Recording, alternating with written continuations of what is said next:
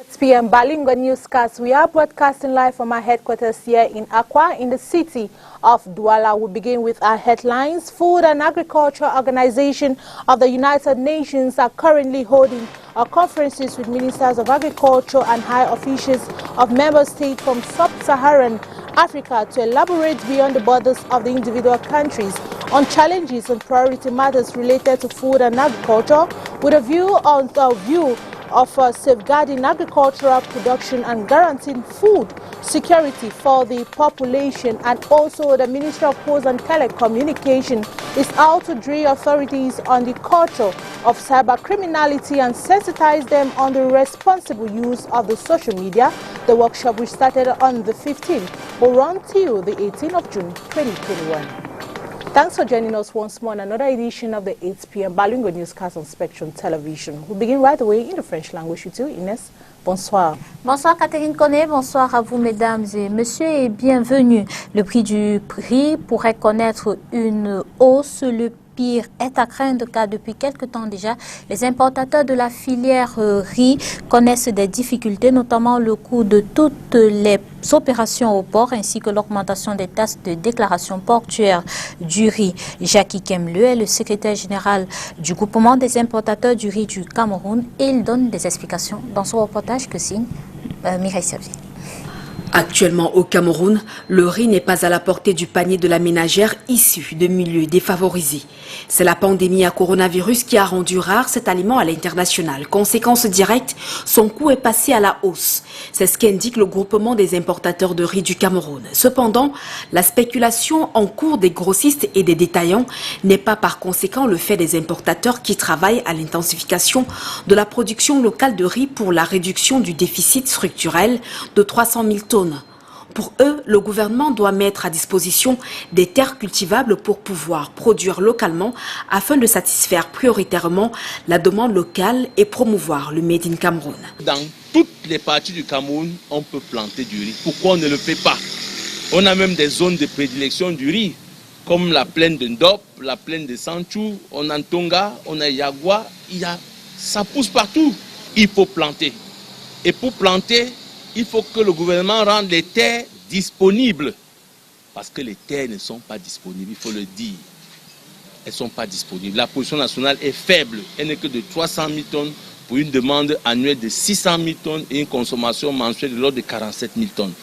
Les importateurs de la filière riz disent connaître de grosses difficultés depuis quelque temps. Et celles-ci sont susceptibles d'avoir de lourdes conséquences sur le marché local si rien n'est fait. Il s'agit entre autres de la hausse des taux de transfert pour le paiement des marchandises des fournisseurs qui tournent autour de 10% de la valeur et en fonction des banques. Avec leurs 4 semaines, les délais d'exécution des transferts sont très longs, disent-ils. L'augmentation des taxes sur les déclarations douanières est juste pour aggraver la situation, car elle est passée de 1,5% à plus de 3,14%.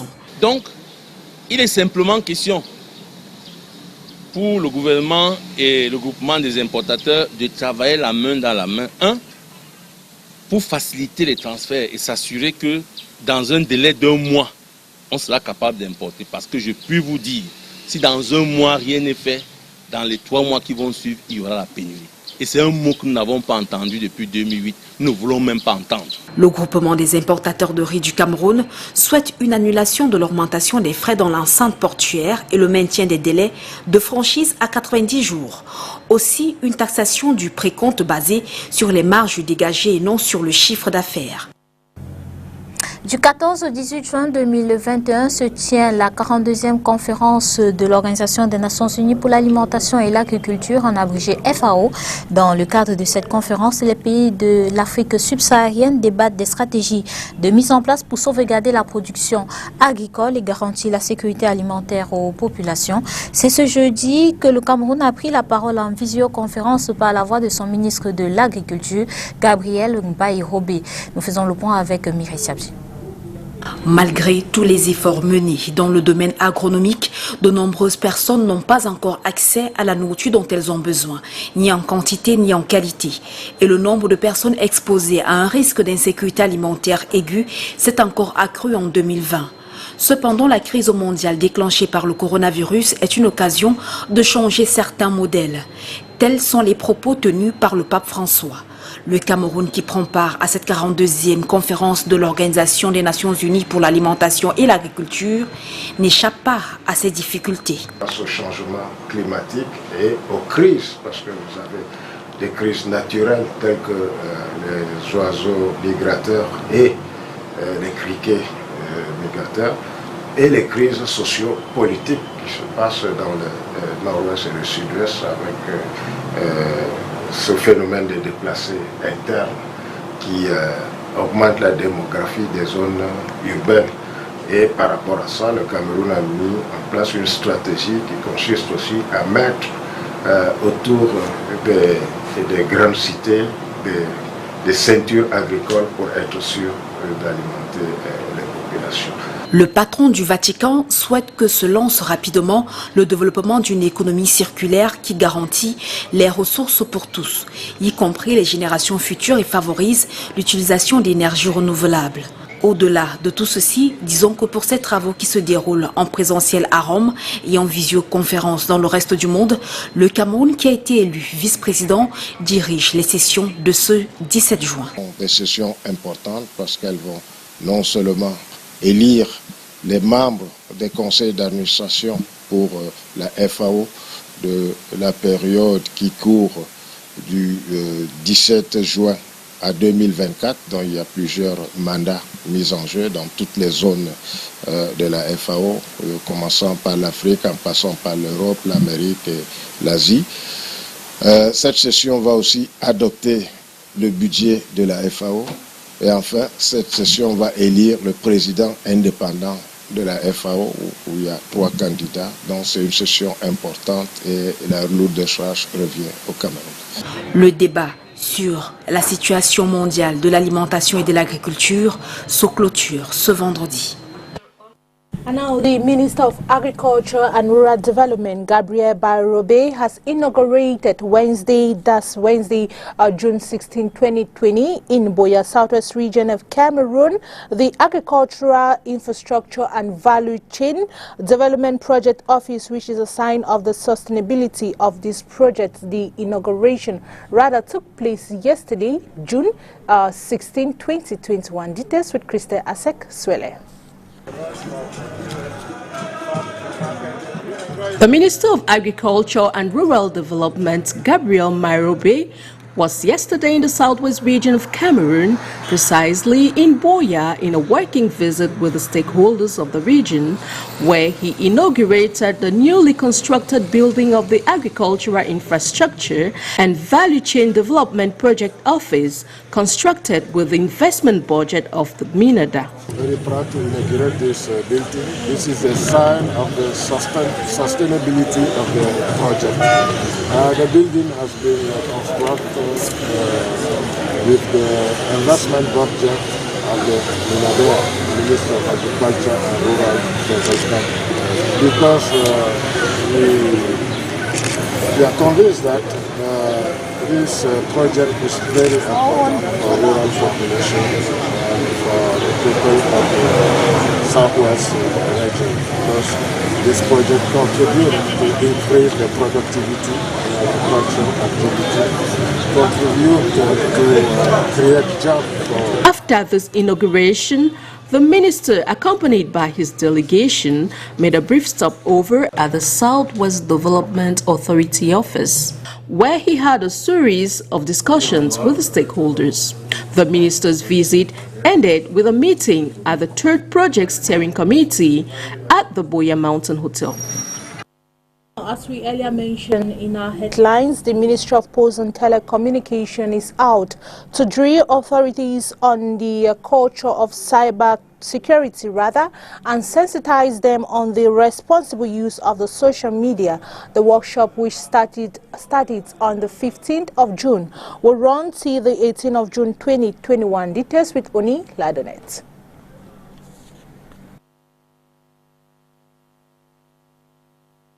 The fight against cyber criminality continues in Boya, southwest region of Cameroon. The Ministry of Post and Telecommunication, in a workshop which started on the 15th of June and will run till the 18th of June, is out to drill authorities on the repercussions of the social media in modern times. The campaign is out to promote cybersecurity culture and raise awareness on the responsible use of the social media.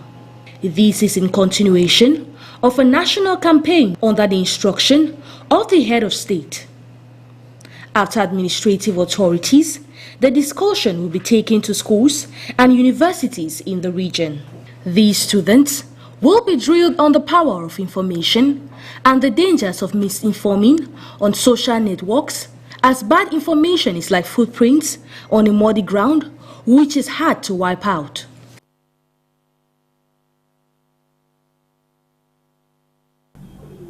Dissiper les cas de conflit qui surgissent entre les acteurs du champ social en créant un espace d'échange consensuel dans la région du littoral, tel est l'objectif visé par l'animation du cadre de dialogue multi-acteurs. La 4e session a eu lieu hier ici à Douala. Le point avec Orient Dongue. Il a été question d'évaluer les activités menées depuis la première animation, actualiser la planification des prochaines actions. La 4e animation du cadre de dialogue multi-acteurs a eu lieu ce 16 juin 2021 ici à Douala. 2 problèmes majeurs et urgents à traiter ont été relevés. Il s'agit de la prolifération des discours haineux et tribaux par les leaders d'opinion et autres. Il s'agit également de l'accès difficile à l'énergie électrique et de l'extorsion de l'argent des fonds aux usagers du service par l'entreprise Eneo. Les acteurs de la société civile et autres leaders associatifs ont pour chacun de ces problèmes présenté des pistes de résolution. Au sujet de la société en charge de l'énergie électrique, demander un rendez-vous formel à Eneo qui a déjà réagi à notre mémorandum, mais nous souhaitons avoir une rencontre avec la direction générale d'Eneo pour inscrire les problèmes que nous avons retenus dans un chronogramme précis.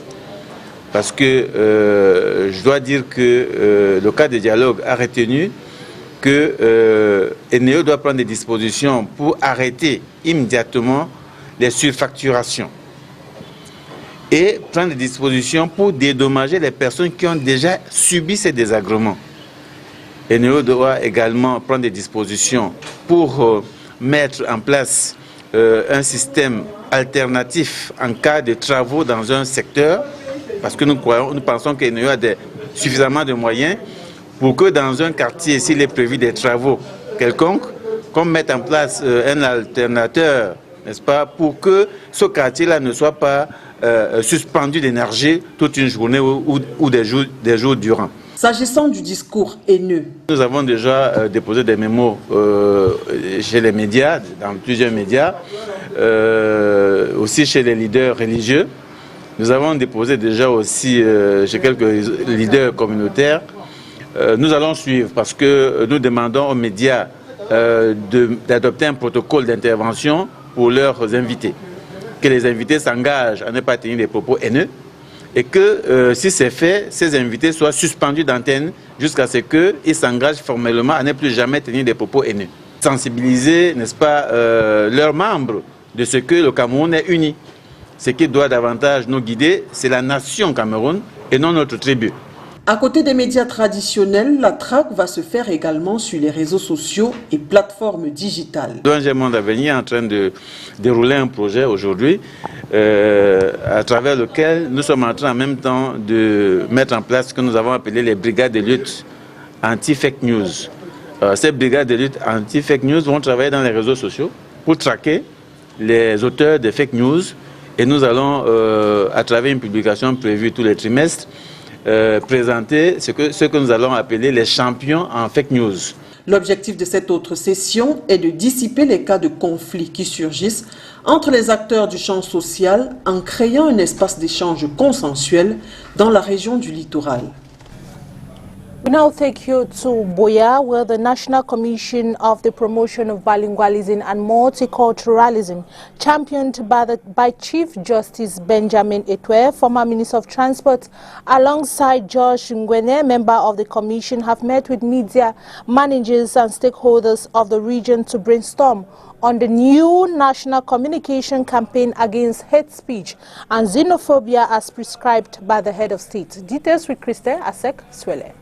Ladies and gentlemen, the Commission is in this region today within the framework of the new national campaign against hate speech and xenophobia in Cameroon.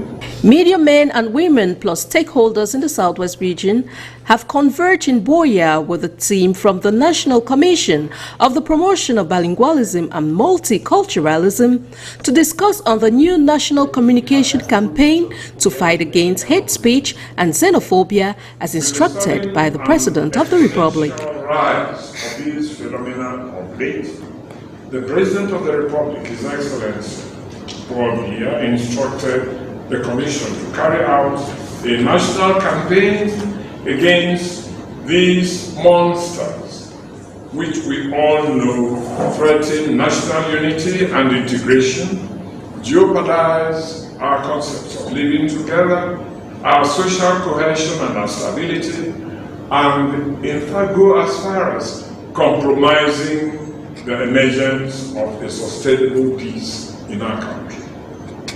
And whoever compromises peace also compromises our unity. During this meeting, the exchange was centered on the identification, causes, and possible solutions of this phenomenon which is invading the society. We don't have. We said the root causes of hate speech, which include tribalism, nepotism, favoritism, and ethnicity, should be. This campaign, which started on June 15, 2021, is carried out in all the other regions of the national territory and will end on June 18, 2021, with a debriefing session of the National Commission.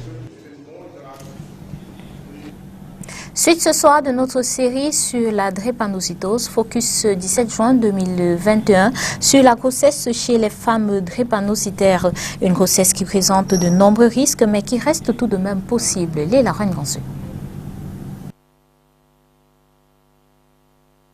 Pendant longtemps, la grossesse chez les femmes drépanocytaires était considérée comme un fait quasi impossible. Si l'impossibilité est aujourd'hui écartée, il reste tout de même qu'en tant que problème majeur de santé publique, drépanocytose et grossesse ensemble présentent de nombreux risques. Ceci parce que la grossesse chez la femme atteinte de ce syndrome l'expose, elle et le bébé. Les patientes drépanocytaires, on l'a dit tout à l'heure, elles sont très souvent sujettes à des anémies chroniques. On sait que l'anémie pendant la grossesse serait néfaste pour ce fœtus qui est en train de se développer. Ce fœtus a besoin de sang parce que c'est du sang de sa mère qu'il reçoit tout ce dont il a besoin pour grandir. Donc avec cette anémie sévère, cette anémie chronique, il risque d'en avoir des complications au niveau du développement du fœtus. C'est pour ça qu'elle doit être bien suivie pour vraiment prévenir ces anémies sévères lors de la grossesse. C'est également une grossesse qui peut s'arrêter en cours de route. On a un fort taux d'avortement ou d'accouchement prématuré chez la femme enceinte drépanocytaire. C'est pour ça également qu'elle doit être suivie par un personnel qui connaît la drépanocytose et qui connaît ce que c'est que la grossesse.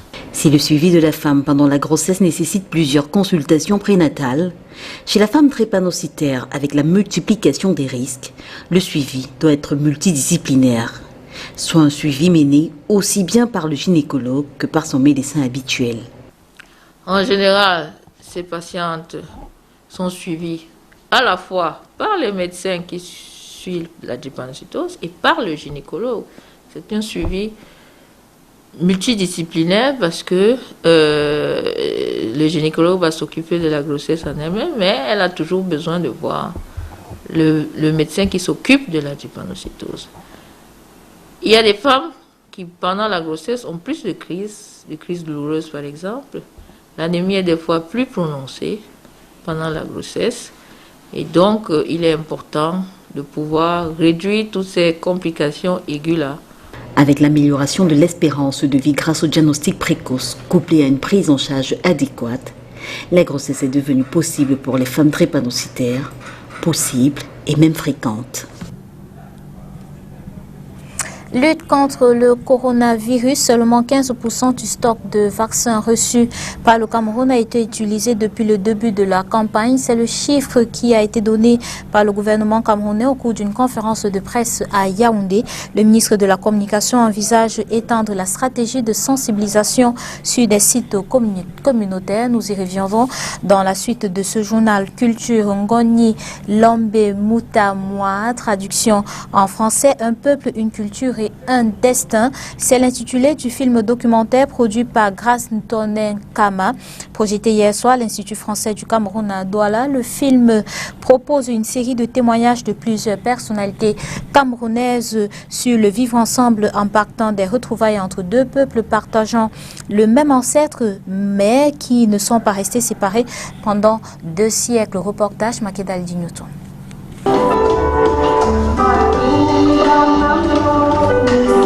Ngoni Lombe Mutamoa, traduction française, un peuple, une culture et un destin, c'est le titre d'un film documentaire produit par Grace Ntonen Kama.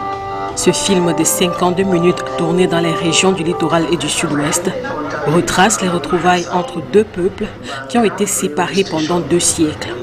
Il s'agit des communautés Mbankon du littoral et des Barambi du sud-ouest. Ces deux peuples partagent le même ancêtre, voire les mêmes traditions, et il était question pour la productrice de mettre en exergue le vivre ensemble. C'est de me réapproprier moi de mon histoire, de la construire à ma manière, en me reposant sur les patriarches, parce que puisque moi j'étais pas, pendant que certaines choses se passaient, et de pouvoir transmettre ça aux miens, donc à la population camerounaise, particulièrement à la jeunesse.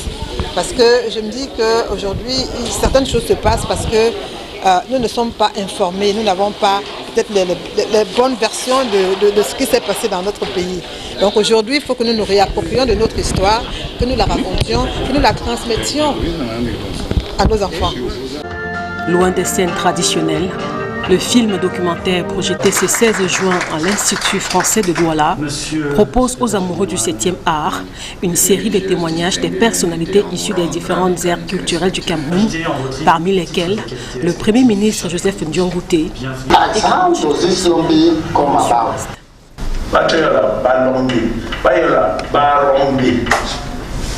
la sortie formation, il y a FOM. Bon, Dieu dit Barambita, Dieu dit bon.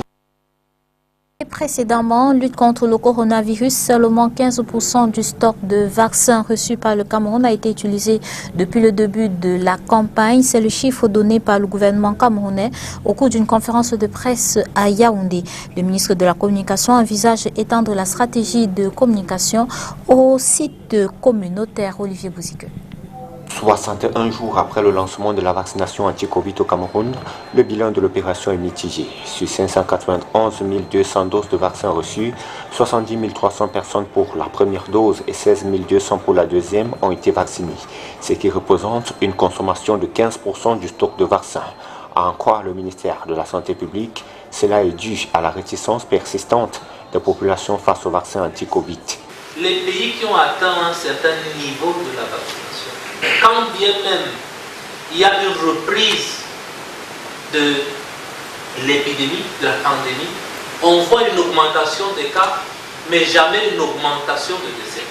Et donc, ça voudrait dire que si nous atteignons, nous nous vaccinons, on pourrait se mettre à l'abri de la gravité, n'est-ce pas, de la maladie et même du décès. Par suivisme, on peut même par crainte de je ne sais quoi se dire on ne va pas se faire vacciner, mais nous nous mettons en danger nous-mêmes d'abord et nous mettons les autres en danger également. Pourtant, l'objectif du Cameroun est de vacciner au moins 20% de sa population totale avant l'organisation de la CAN 2021 au mois de janvier prochain. L'idée étant de prémunir le pays contre une éventuelle 3e vague. Pour ce faire, le gouvernement entend déployer de nouvelles stratégies afin de renverser la tendance. Nous allons continuer à faire le tour de nos formations sanitaires pour demander quel est le problème en réalité. Parce que lorsque nous voyons les explications qui sont données par le conseil scientifique, par le NITAN, sur l'intérêt de la vaccination, sur les objectifs, comme je l'ai souligné tout à l'heure, les bénéfices de la vaccination, nous ne voyons pas quel pourrait être un obstacle particulier pour qu'un personnel de santé se fasse vacciner. Le ministère de la Communication compte quant à lui toucher plus de leaders religieux, traditionnels, sociaux et autres pour avoir un impact plus important sur la communauté.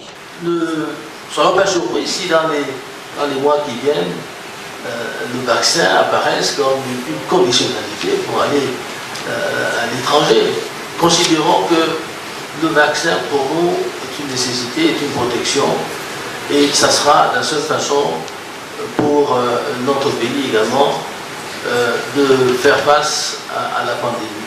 Par ailleurs, les pouvoirs publics annoncent le lancement d'un deuxième tour de la campagne de vaccination qui s'étendra du 6 au 11 juillet prochain. Cette campagne intégrera également les personnes âgées de 18 ans et plus, avec un accent particulier sur l'intensification des séances mobiles de vaccination dans les sites d'intérêt, notamment les prisons, les écoles, les entreprises. And now in sport, the 2004 handball finals will be repeating itself come 18 June in Yaoundé. Cameroon will face 13 times handball champions, and the girls of Serge Guebego this time over are out to seek revenge. Details with Oni Ladonette.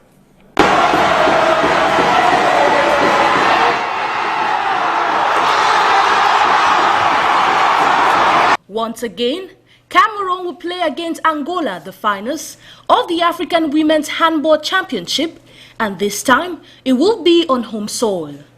The Handball Lionesses, who qualified by eliminating 4 times champions Congo at the semi-finals in a tight score of 22-21, will be looking forward to lifting their first ever AFCON Handball trophy. With over 17 participation in this tournament, the Lionesses have made it to the finals 3 times in 1979, 1987 and 2004 in Egypt, and have won 3rd place 3 times as well. Up till now, the girls of Serge Christian Guebego are unbeaten, and hopefully the presence of 2 times man of the match Karishma Eko and her fellow players will rewrite history come June 8 in Yaoundé.